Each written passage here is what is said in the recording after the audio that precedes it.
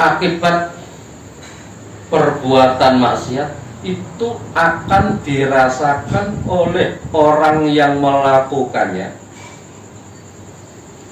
dan akan dirasakan oleh orang-orang yang ada di sekitar.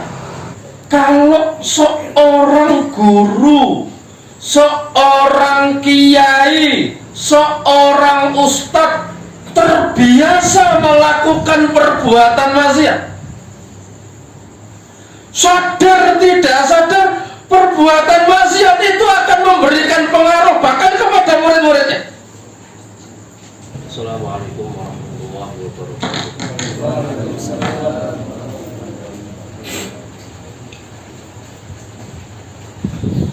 Innal hamdalillahi nahmaduhu wa nasta'inuhu wa nastaghfiruhu wa nastahdihi wa natubu ilaihi wa na'udzu billahi min shururi anfusina wa min sayyiati a'malina man yahdihillahu fala mudilla lahu wa man yudlilhu fala hadiya lahu. Asyhadu an la ilaha illallah wahdahu la syarika lah wa asyhadu anna Muhammadan abduhu wa rasuluh la nabiyya wa la rasula ba'dah. Allahumma salli wa sallim wa barik ala nabiyyina Muhammadin wa ala alihi wa sahbihi ajma'in. Ya ayyuhalladzina amanu taqullaha haqqa tuqatih wa la tamutunna illa wa antum muslimun. Ya ayyuhalladzina amanu taqullaha wa qulu qawlan sadida yuslih lakum a'malakum wa yaghfir lakum dhunubakum wa may yuti'illaha wa rasulahu faqad faza fawzan 'azima. Fa inna ashabal hadithi kitabullah wa khairal hadyi hadyu Muhammadin sallallahu alaihi wasallam wa syarrul umuri muhdatsatuha wa kullu muhdatsatin bid'ah wa kullu bid'atin dhalalah wa kullu dhalalatin finnar. Ikhwan fillah, jamaah salat maghrib yang berbahagia rahimani wa rahimakumullah. Segala puji kita haturkan kepada Allah Subhanahu wa Ta'ala, semesta alam, yang telah memberikan kenikmatan pada kita sehingga di hari ini langkah kita dimudahkan oleh Allah Subhanahu wa Ta'ala untuk melaksanakan kewajiban kita sebagai seorang hamba, melaksanakan sholat maghrib secara berjamaah.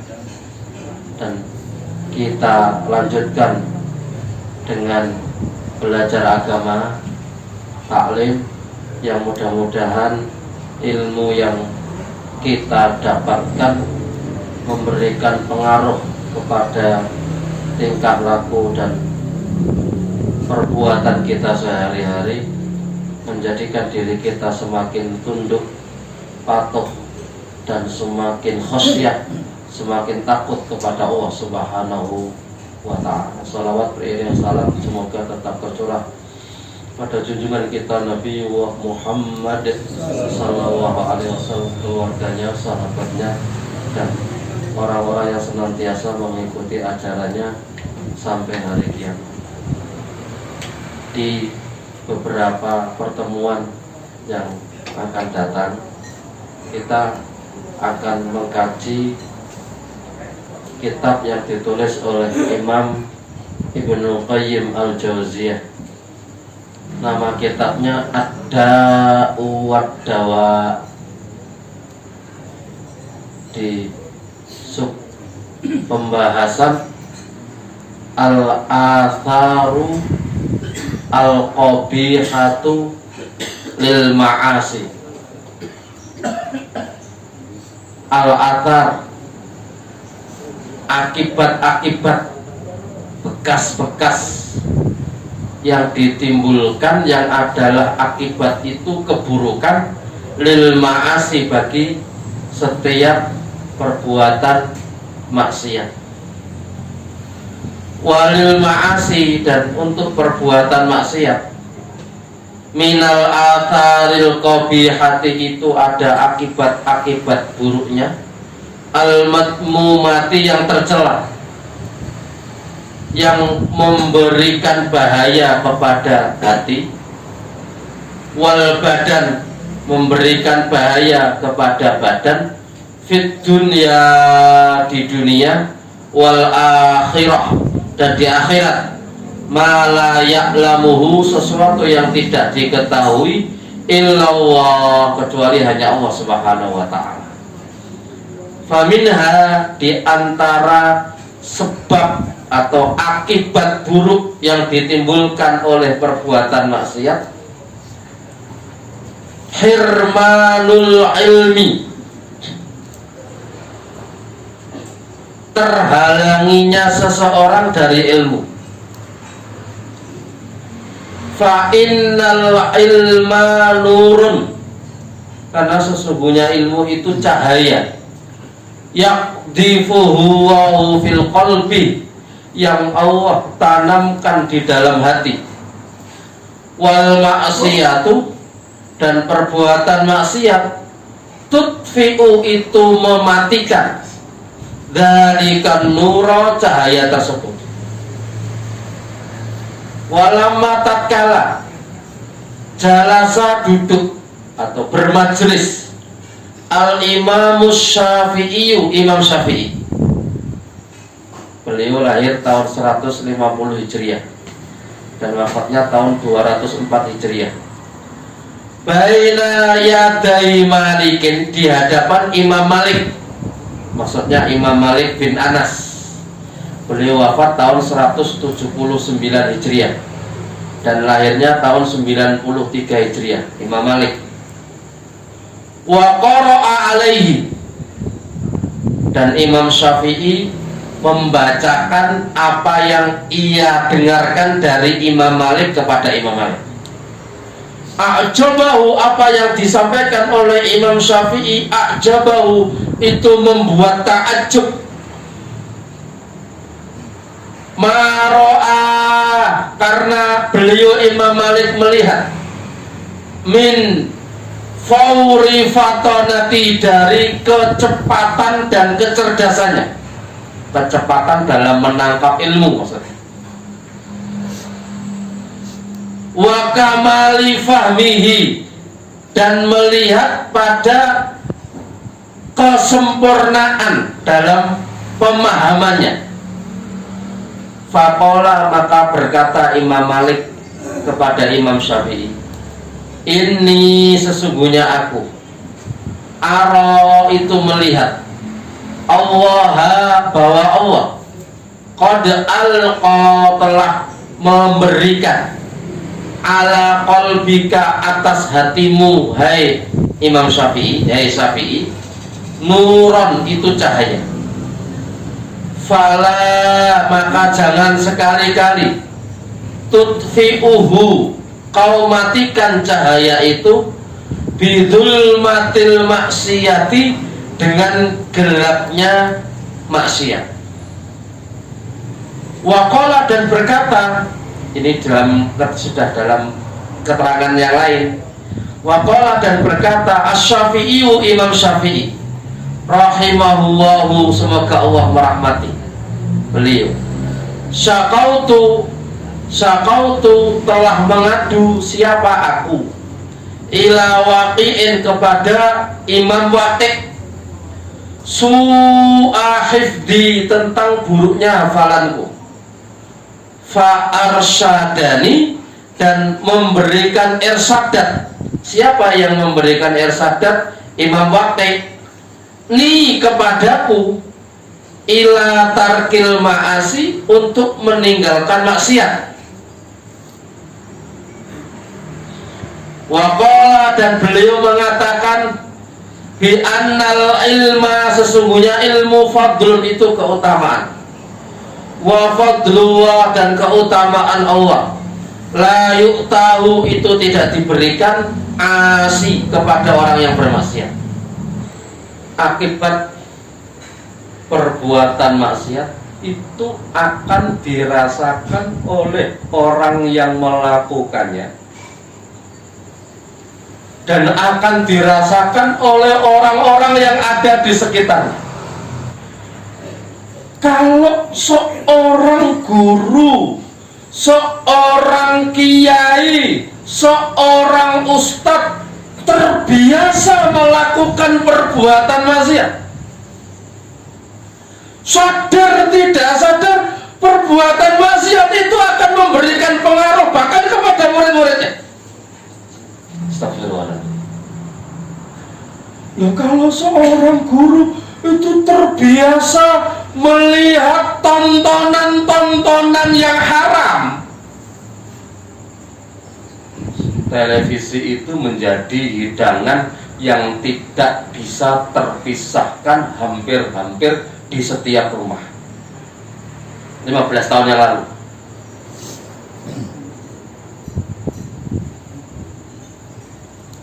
Sementara yang ditampilkan di dalamnya, ya saya tidak berani menuduh, tapi saya berani katakan ada perkara-perkara yang diharamkan. Perempuannya tidak menutup aurat itu menjadi sesuatu yang lumrah.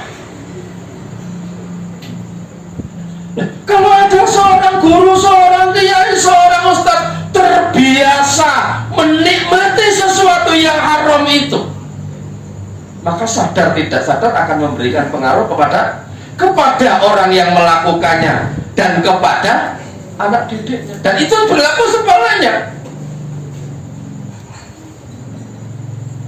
Berlaku sebaliknya.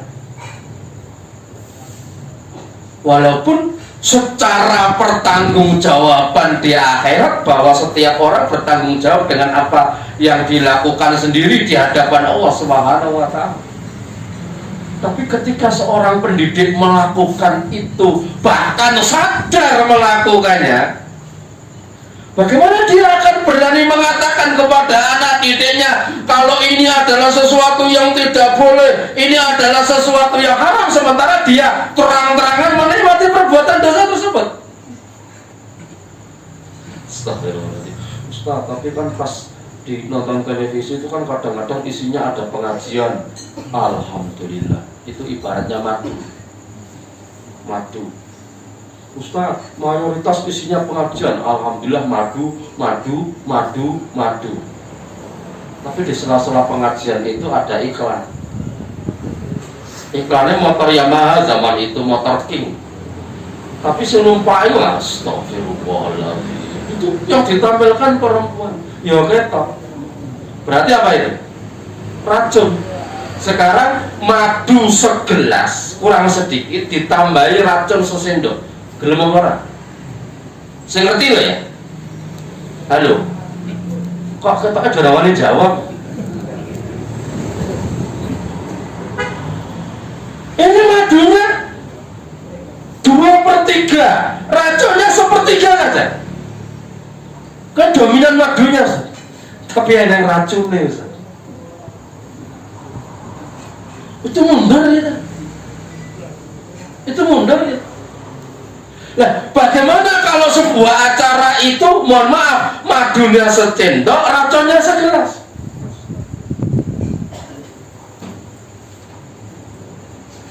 Astagfirullahaladzim. Ya mudah-mudahan Allah Subhanahu wa Ta'ala berikan petunjuk kepada kita untuk secara bertahap mulai bisa meninggalkan perkara-perkara yang seperti itu. Coba bayangkan kalau seorang suami terbiasa menonton sesuatu yang diharamkan tadi. Itu daya sensitivitas seorang suami kepada istri, kepada anak-anaknya itu akan berkurang. Anaknya keluar rumah, umurnya, anak perempuannya umurnya 16, 17, 18 tahun. Itu kadang-kadang Ya, astagfirullah. Makanya saya menyalahkan ya, saya cuma memberikan peringatan bahwa perintah berhijab itu ya sejak zamannya Rasulullah sampai sekarang tidak ada perubahan.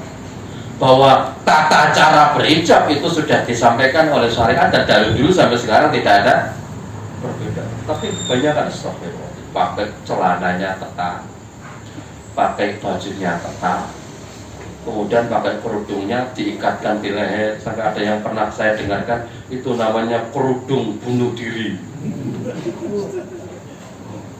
Nabi ya harus kerudung harus diikatkan, banyak kekencangan langsung, begitu ya.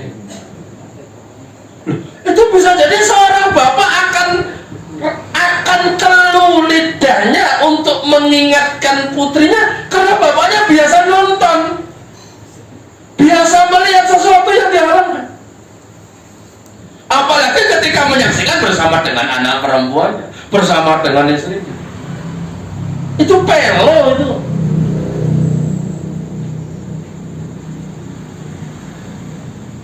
Saya belum terangkan berkaitan dengan dalil-dalilnya, tapi itu yang dikatakan oleh Imam Ibnu Qayyim bahwa itu memberikan pengaruh buruk kepada orang yang melakukan dan memberikan pengaruh buruk kepada orang-orang yang ada di sekitarnya itu maksudnya kerabatnya, keluarga dekatnya. Kalau guru dengan muridnya, murid dengan guru, bahwa di satu sisi ya kalau kita kaji secara mendalam bahwa hal itu menjadi kesempatan seseorang meraih pahala. Iya, ada sesuatu yang tidak benar diingatkan. Begitu kita melihat ini kok murid kita berbuat salah, kita punya kesempatan untuk mengingatkan, dan mengingatkan itu menghasilkan pahala. Seorang murid melihat gurunya melakukan kesalahan, dengan adabnya dia mengingatkan gurunya, maka murid tadi berkesempatan mendapatkan pahala. Bahwa pengaruh buruk dari guru atau murid yang berbuat dosa itu tetap berlaku. Akhwan, kaum muslimin muslimat, jamaah yang berbahagia rahimani wa rahimakumullah. Nah, salah satu yang menjadi terhalang dari kehidupan kita adalah sulitnya kita mendapatkan ilmu dan sulitnya kita menerapkan ilmu itu dalam kehidupan sehari-hari kita. Kadang hilang satu, kadang hilang dua. Maksudnya kadang hilang satu itu dia dapat ilmu tapi sulit untuk mempraktekannya. Berarti hilang satu, hilangnya apa? Hilang prakteknya. Kadang hilang dua-duanya, dapat ilmu susah, mempraktekkan susah. Loh, bukannya majelis ilmu terbuka di mana-mana? Iya, itu bisa jadi dia akan enggan datang ke majelis ilmu. Kenapa? Di jauh sana ada acara konser musik apa sebut saja begitu, bayarnya sekali datang 200.000. Ku gelem bayar?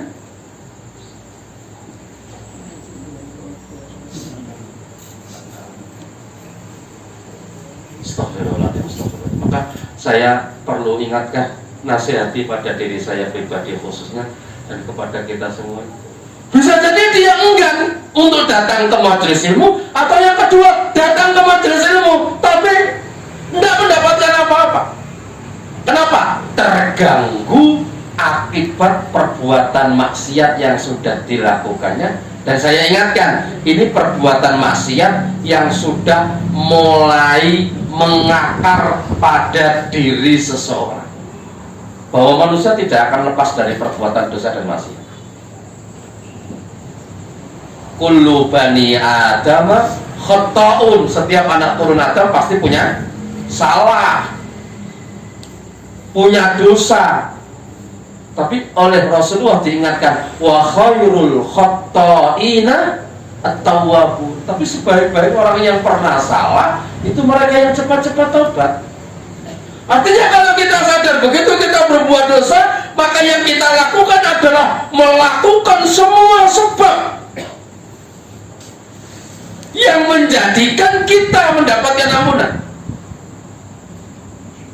Jadi wasari'u ila maghfiratim mir rabbikum bercepat-cepatlah kalian untuk mendapatkan ampunan dari Allah Subhanahu wa Ta'ala. Kalimat wasari'u itu bercepat-cepat tanpa butuh persiapan. Yang kedua, bahwa wasari'u diterangkan oleh Imam Al-Qurtubi, salah satunya adalah akhdul asbab, mengambil seluruh sebab yang menjadikan seorang bisa terampuni dosanya. Bukan hanya melakukan satu sebab, tapi apapun sebab yang dia sadar itu bisa menghapuskan dosa yang dia lakukan, dia cepat-cepat melakukannya. Ya tentunya pertama istighfar, kedua tobat, yang ketiga segera beramal soleh. Kalau diterangkan oleh Imam Ibnu Qayyim dalam kitab Madarijus Salikin, kesempatannya setidak-tidaknya ada 4. 1 istighfar, 2 tobat, 3 amal soleh, yang keempat sabar menghadapi musibah. Itu adalah sebab-sebab yang bisa meruntuhkan, menghilangkan dosa-dosa yang kita lakukan. Ketika amal soleh itu teorinya sangat panjang. Amal soleh, maka dalilnya setiap kita datang ke masjid, setiap langkah kita itu bisa menghapuskan dosa. 2 langkah menghapuskan sekian dosa, 3 langkah kita ambil air wudhu itu bisa menggugurkan dosa-dosa, dan itu menjadi sebab. Maka amal soleh itu menjadi sebab gugurnya dosa. Wa'at bi'is-sayyi'atal hasanata tamhuha. Ini ayat hadis yang sangat masyhur di telinga kita. Dan ikutilah perbuatan buruk yang pernah kau lakukan dengan perbuatan baik, berharap perbuatan baik itu bisa menghapuskan dosa buruk. Maka begitu ada amalan-amalan yang diiming-imingkan kepada kita untuk terhapusnya dosa, maka mestinya kita bercepat-cepat untuk melakukannya. Jadi orang kene orang usah nggo suwe.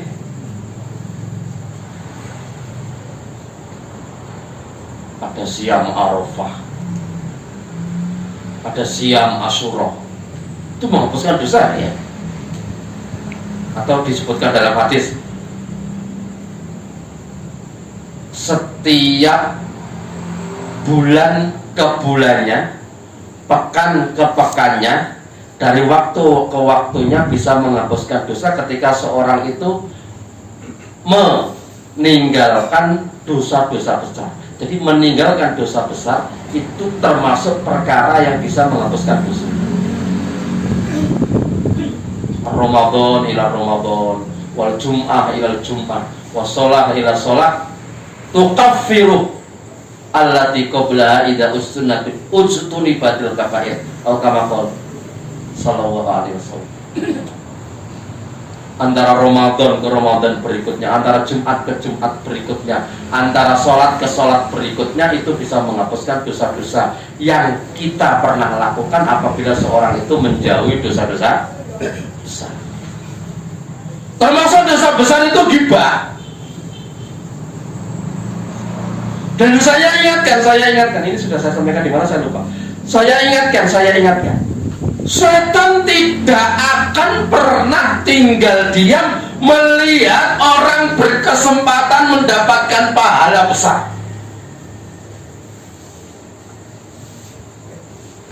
Seandainya orang itu terlihat melakukan amalan yang menghasilkan pahala besar, maka setan akan menggodanya bagaimana amalan itu berubah dari amalan yang pahalanya besar menjadi setengah.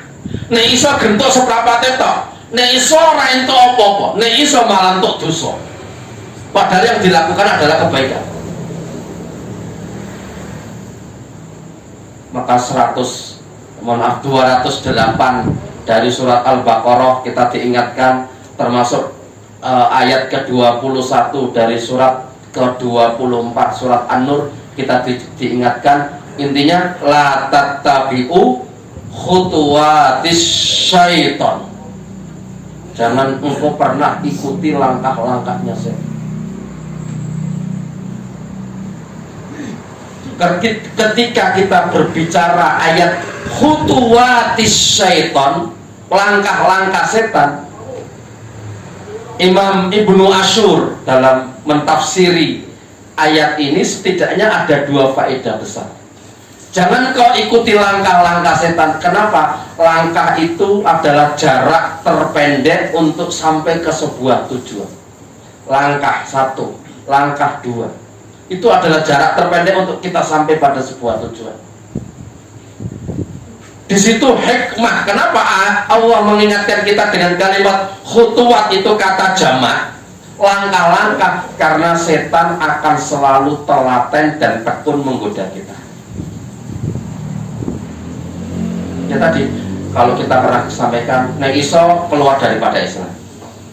Kalau tidak bisa, bid'ah. Kalau tidak bisa, dosa besar. Kalau tidak bisa, dosa kecil. Kalau tidak bisa, sibuk dalam perkara mubah.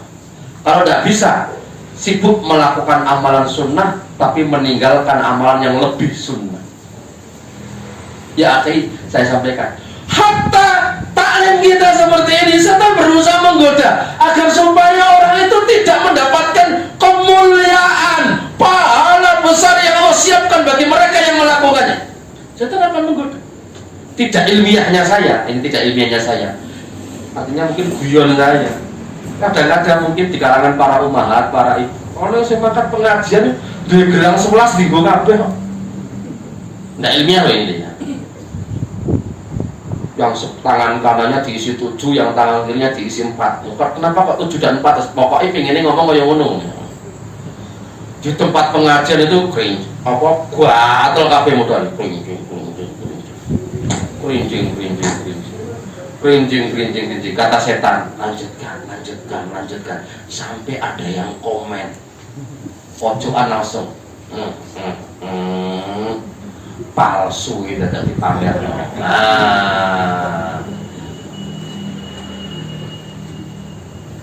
Takdirnya sampingnya denger asli yo asli, tapi utang.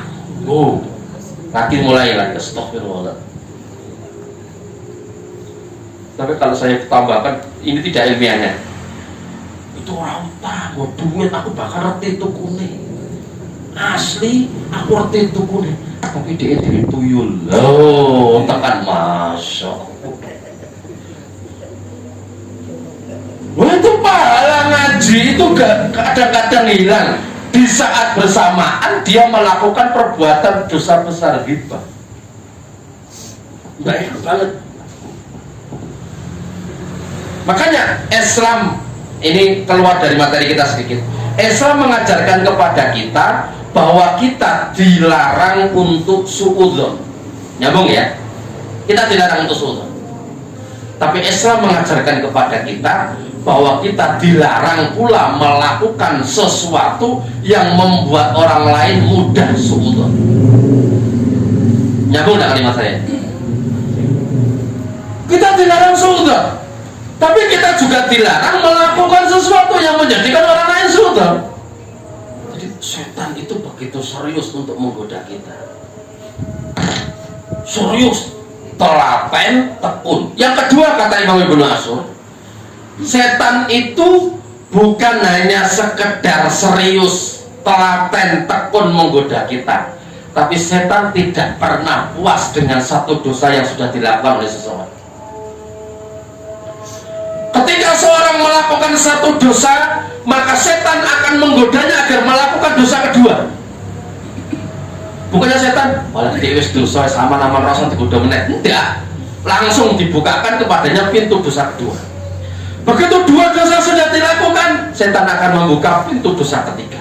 Begitu pintu dosa ketiga dilakukan, akan membuka pintu yang keempat, kelima, keenam, ketujuh, seterusnya. Sampai kalau di dalam kitab nanti disebutkan salah satu akibat perbuatan maksiat, bahwa maksiat itu membuka pintu maksiat yang lain sampai pada titik orang itu kecanduan berbuat maksiat. Oke, kembali kepada buku ya. Ilmu itu satu cahaya yang Allah tanamkan di dalam hati seorang mukmin. Di dalam hati seorang mukmin. Kenapa? Cahaya, keterangan para ulama, karena ilmu itu yang akan menjaga diri seorang mukmin. ikhwan, saya sampaikan kepada diri saya dan kepada antum. Imam Ali bin Abi Thalib itu pernah ditanya perbedaan antara harta dan ilmu. Maka kata-kata beliau singkat, padat, jelas ketika menerangkan urusan ini. Apa kalimatnya? Al-ilmu yahrusuka wa anta tahrusul mal. Kalau kau ingin tahu bedanya ilmu dan harta, maka ilmu itu yang akan menjaga kamu. Sementara kalau kau punya harta, kaulah yang harus menjaga harta. Maka nurun, ilmu itu cahaya. Kenapa? Akan menjaga kita. Maka salah satu ilmu yang bermanfaat itu adalah ilmu yang memberikan pengaruh kepada tingkah laku dan perbuatan kita. Di depan saya sampaikan. Kenapa? Ilmu itu cahaya. Allah tanamkan kepada jiwa seorang mukmin, ke dalam hati seorang mukmin, agar seorang mukmin itu terjaga dari perkara-perkara yang dibenci oleh Allah Subhanahu wa Ta'ala. Ini cahaya. Wal ma'siyatu, sementara perbuatan maksiat tutfi'u dzalika nur, adalah perkara yang berusaha memadamkan cahaya tersebut. Kalau ada seorang muslim punya ilmu, di satu sisi dia pernah berbuat maksiat, berbuat dosa, dan dia tidak bercepat-cepat melakukan istighfar, taubat, dan beramal soleh, atau kalau ada musibah dia sabar menghadapinya. Dosa itu mulai mengakar, sadar tidak sadar, mau tidak mau, akan secara bertahap mematikan cahaya itu. Secara bertahap, dimulai dari kurang sensitif atas perbuatan dosa. Kalimat kurang sensitif ini saya baca di bukunya Imam Ibnu Rajab Al-Hambali. Jadi pada satu titik orang itu kurang sensitif ketika urusannya dengan perbuatan dosa. Gampangannya gini. Apa ya kalau bahasanya? Toleransi kepada dosa itu lebih terbuka. Ana wong lanang kumpul mbek wong wedok loro, padahal bukan suami istri. Ketika ada yang mau negur, jangan cah nom saiki kan kaya ngono. Mulai sensitivitasnya kurang, menganggap itu sesuatu yang lumrah. Ya termasuk saya ingatkan kepada antum para asatidah kalau ada di sini, kepada para ustadz, kepada para ustadzah yang ada di sini. Salah satu pendidikan Islam itu mengajarkan kepada kita untuk agar supaya kita bisa menghindarkan diri kita dari perkara-perkara yang subhat dan perkara-perkara yang mengandung syahwat. Jangan sampai lembaga pendidikan kalau kita punya, apapun itu namanya, justru menjadikan pintu-pintu subhat terbuka. Ini nyambung nggak? Ini rada angel ini memang. Ini apa namanya?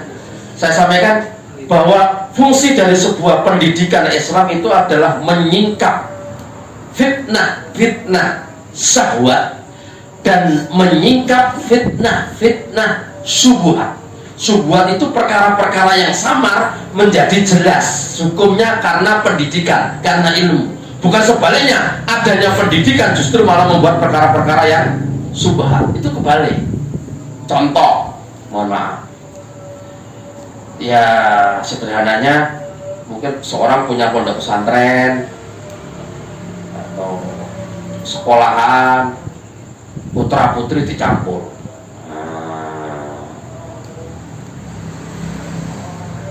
Ini pondok pesantren, ini lembaga pendidikan Islam, melakukan perbuatan itu dan itu dianggap lumrah.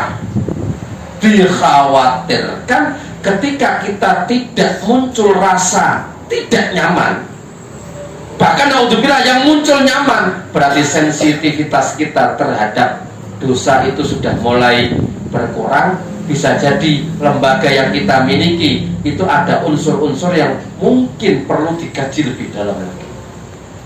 Oke, saya lanjutkan. Walamma jalasal Imam Syafi'i baina Malik, Ketika Imam Syafi'i sedang belajar, gitu aja sederhananya, dengan Imam Malik. Ini pernah saya angkat kisahnya.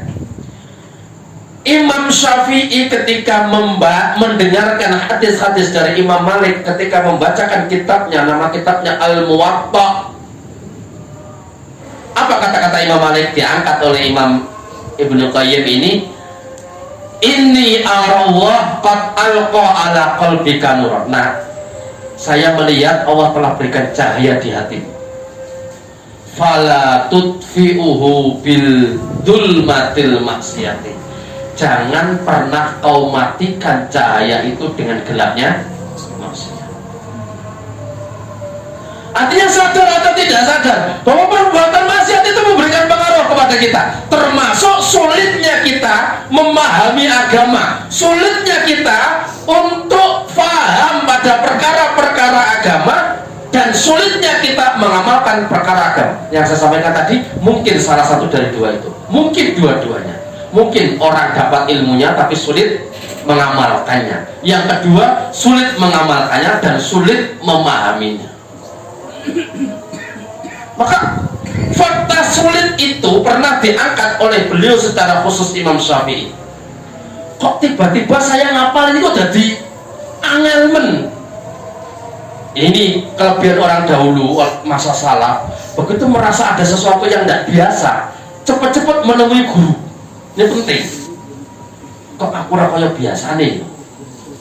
Cepat-cepat datang kepada gurunya. Siapa nama gurunya? Imam Waqi' nama gurunya. Dia mengatakan, ya Syekh, tolong kasih nasihat saya. Saya ini kok menghafal jadi sulit. Hafalan saya kok kacau.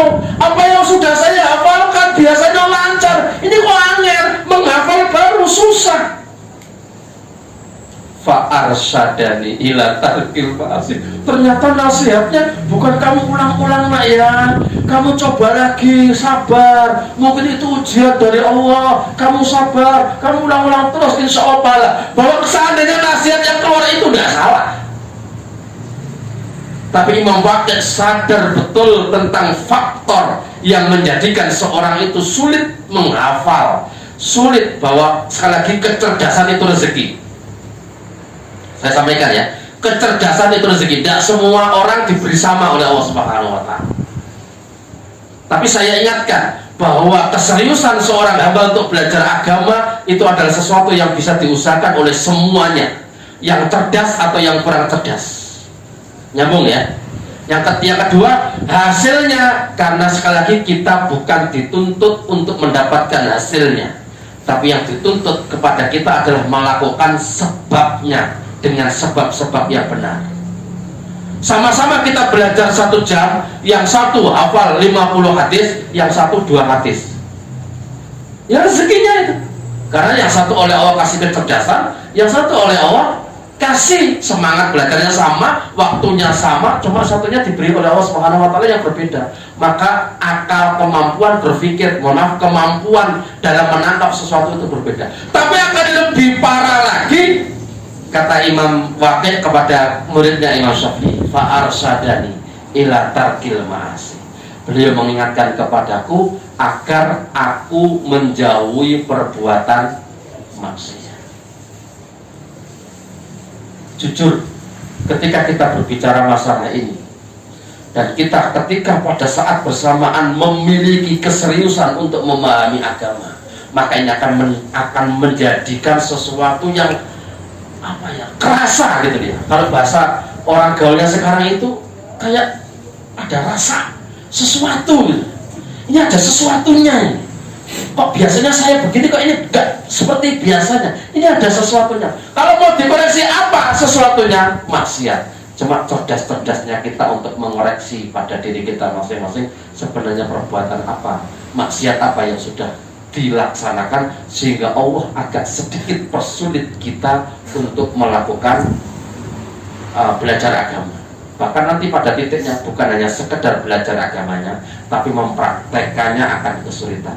Setidaknya data yang saya punya, Sufyan Ats-Tsauri itu pernah melakukan satu dosa yang dosa ini menjadikan beliau kesulitan bangun malam hampir bahasanya berbulan-bulan. Ada yang menyebutkan 4 bulan, ada yang menyebutkan 5 bulan. Karena satu dosa yang beliau pernah lakukan. Bukannya dia tidak melakukan sholat tahajud lagi, biasanya mudah bangun, tapi saat ini susah bangun, kok rasanya uangnya benar. Kenapa? Beliau koreksi karena satu dosa yang pernah dilakukan. Adnabtu dan saya melakukan satu dosa. Dosanya itu saya mencoba membuka di beberapa kitab yang lain, itu adalah ada rasa. Ini baru rasa.